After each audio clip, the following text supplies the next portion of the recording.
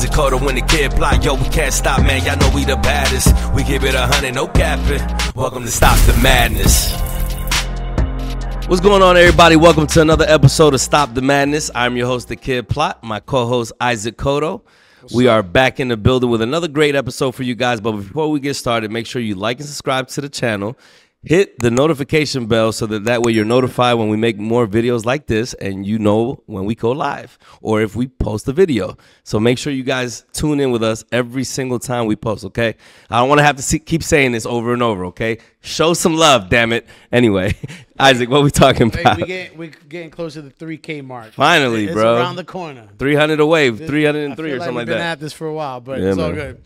Hey, we hit our topic. You know, as athletes, we always talk about the confusing world of the trans athlete competing in the female sports arena in general. And so I just found apparently Jubilee is super famous, super popular on YouTube. They got close to 10 million followers, but they're known for putting panels together of to discuss certain topics. And we're gonna check out a video where they did a panel of trans athletes having a discussion with regular athletes. So we're gonna check out this video and react to it.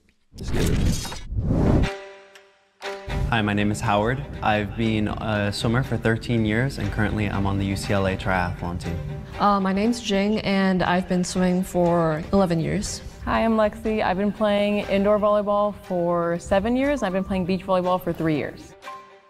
My name is Afton. I play women's flat track roller derby, and I've been playing since the end of 2018. My name is Mac Beggs. I'm a wrestler. I've been in combat sports for 8 years. My name is Sydney. I played tennis growing up for 13 years, and now I am a fitness coach. I'm totally confused. Trans athletes have an unfair advantage. Step forward if you agree. Ah, interesting. When you first think about like transgender athletes, I guess the first thing you think about is, well, biologically, transition usually happens after puberty, right? So if this biologically male athlete goes through puberty, he gets like better bone structure, he has all these skills that he enhances, all these muscle that he puts on, and then he transitions. Yes, right. Your testosterone levels go down. So, you know, this is the standard argument that we talk about. I think this is the common sense approach of just fact basis. Males by nature are bigger, faster, stronger. Yeah. Right. I mean, that's clear. So I mean, it's clear as day. You know, what she's basically describing is what pretty much everyone. Unfortunately, some people are lost. Like the one chick that just sat on the other side. You notice that? Lost. Okay, so she's a female athlete that's saying she should be. All right, she's just lost. I want to see what she says.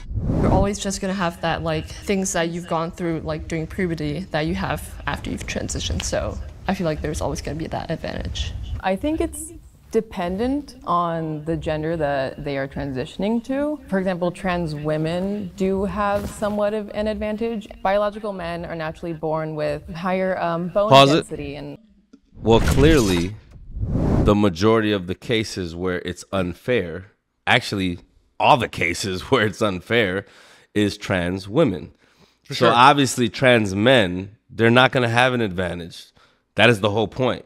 Normally trans men typically don't compete against biological men because they're at an extreme disadvantage. It is what it is. So when she says, oh, it depends on the case.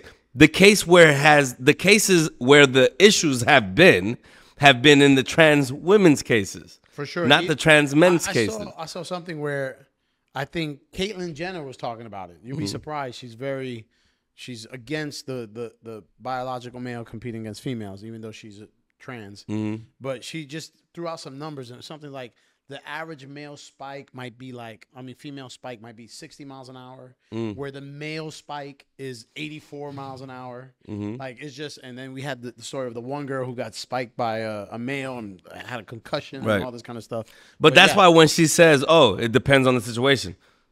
Well, the situations where the issues have been overwhelmingly the trans women situation. We're not even talking about the trans men situation. And the title says it, unfair advantage. Yeah, like, come on, continue. capacity and a larger heart, and that's not something that can necessarily be changed with hormones. Of course, this isn't the same for trans men athletes. For me, it's just on average, guys are typically a little bit stronger, a little bit larger, a little bit taller. So depending on the sport especially, it can give them a large advantage when you're looking at something like that. When it's something like swimming, having that ability to be a little bit larger lung capacity will overall affect that. Can I have the disagreeer step forward?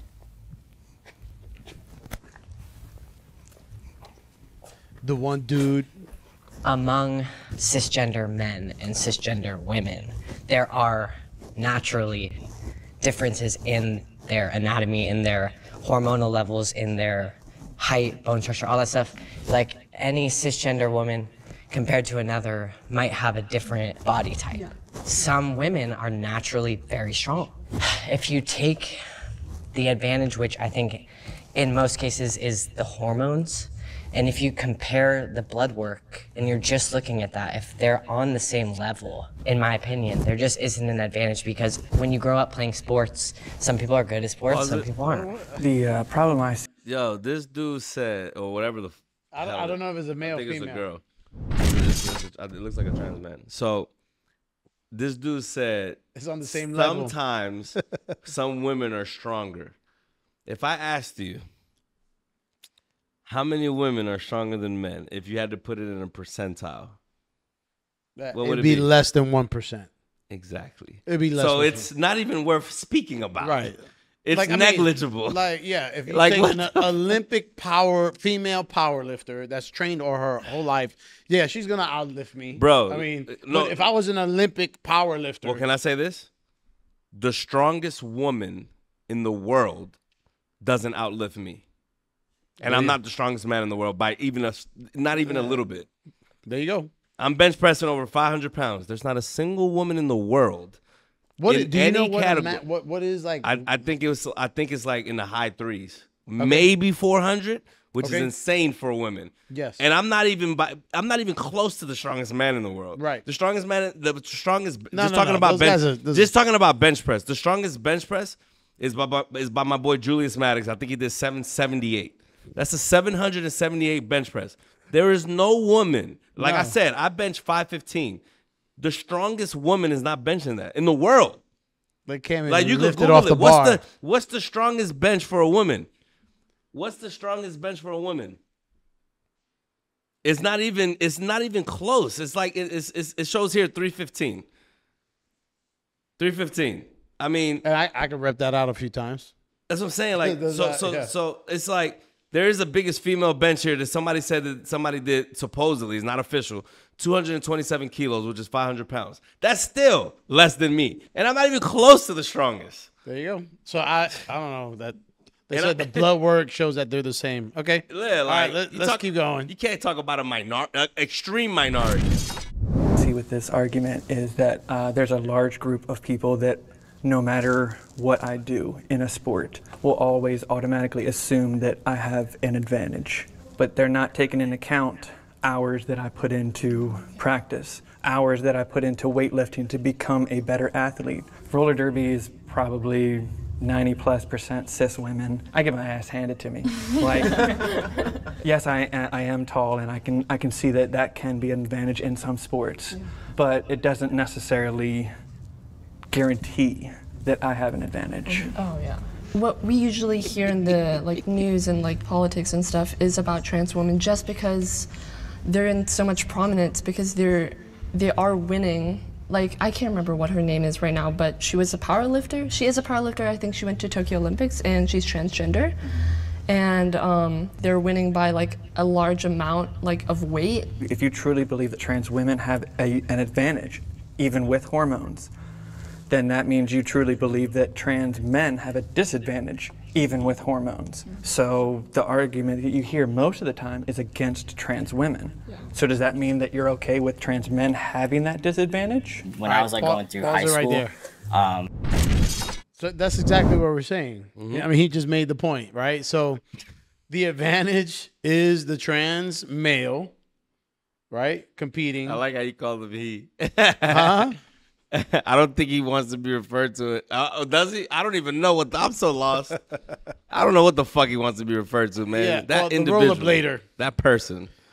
See, Hopefully he's okay with being point. a fucking person. Can I call him a person at least? As long as he's you gonna don't get call offended. If you don't call him, Hey, gay, person with okay. green hair, is that okay? Golly, you don't even know what the fuck to call these people. He made our point. Yes, trans men So are at a disadvantage, and it's a non-issue. So frustrating. I gotta literally come up. I'm sorry. This is not even talking about. I gotta come up to these people and say, "Hey, man, what can I call you? What are you? What's your pronouns?" I gotta fucking approach people and ask them what their freaking pronouns are. That's freaking ridiculous. I don't want to waste energy or time asking you, "Hey, before we get started and even conversating, before I even say hi to you, what's your pronouns?" Who does that? That's retarded, bro. That's stupid as hell that I gotta ask you your pronouns before I can freaking talk to you. Tell him why you mad, son. Because that shit is annoying. I don't come up to you and say, "Hey, what's your pronouns, Cotto?" Oh, he? Okay. Yo, so what's up, bro? Like, nah, I know I can call you bro. Fuck out of here, bro. I ain't got time for that shit. Shit's annoying. My bad. Let's hear the other side. Let's go back to the story. I wrestled against females. I had to suppress both my hormones in my body. And I was still able to beat the men too, with my levels low. And I cut 15 pounds a week. That was crazy. Yeah. But that's what I'm saying. The body is like a shell. And what we do every single day in the practices and the life lessons that we get, living 40 years on this earth, we just try to live life the best we can. Yeah. Trans athletes should have a separate category in certain sports.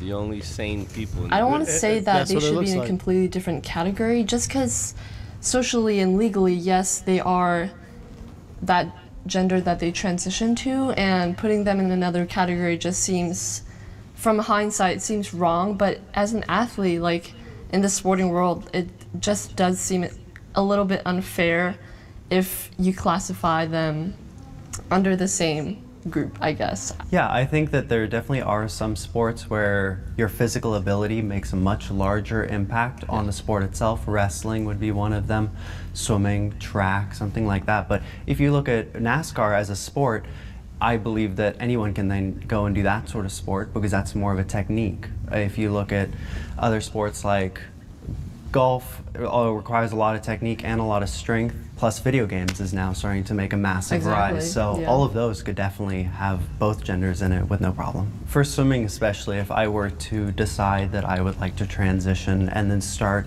all of the hormone therapy for a year or so, then obviously I would probably lose some muscle mass and I would slow down in my swimming, but I don't know if that slowdown would necessarily be enough to make it fair for the cis females that I'd be competing up against. I want to hear this. The danger of it is that you're possibly outing somebody. In America alone, there's several places that it's still extremely dangerous to be an open transgender person. All right, stop it right there. Stop it right there. I think the simple answer to this issue is just some common sense. There's no, if you want to be a trans person, you can be trans. You can do whatever you want. But there's certain areas of life where you cannot force to be accepted as a woman in certain areas. Female sports in particular, like this topic, is one of those areas. You are a man who has decided to live your life as a female. You believe in your heart and soul you're female. Respect. You can change your license. You can change how you look, whatever. But you cannot compete against females in sport. You don't belong there. That's not, unfortunately, unless there's a trans category. If there's not, well, guess what? Go compete against men because biologically you're still a male. Yo, put the camera on me, man. Ponme la cámara. Yo, what are we doing? What are we doing here? In what world is it fair for a biological man to compete against biological women? What are we doing? What is this? How the freak do those freaking clowns think that this is fair? Okay, if you want to talk about video games, cool, compete in video games. We're talking about physical sport. Like, what are we doing? I don't even understand why we even, like, I can't believe we even have to talk about this. This, like, how is this even a conversation? It's fucking ridiculous, man. It's so disgusting. I know we talk about it all the time, but it gets to the point where I'm like, what the fuck are we even doing? Like, how is this a topic? Oh, and we're not even talking about, like, the whole. We're just talking about sports. Like, there's a whole other area we're gonna jump into. This is later insane. on. Like, I don't even understand how we even got here. Let's check out a few more minutes of this video. We're gonna wrap this up. Crazy.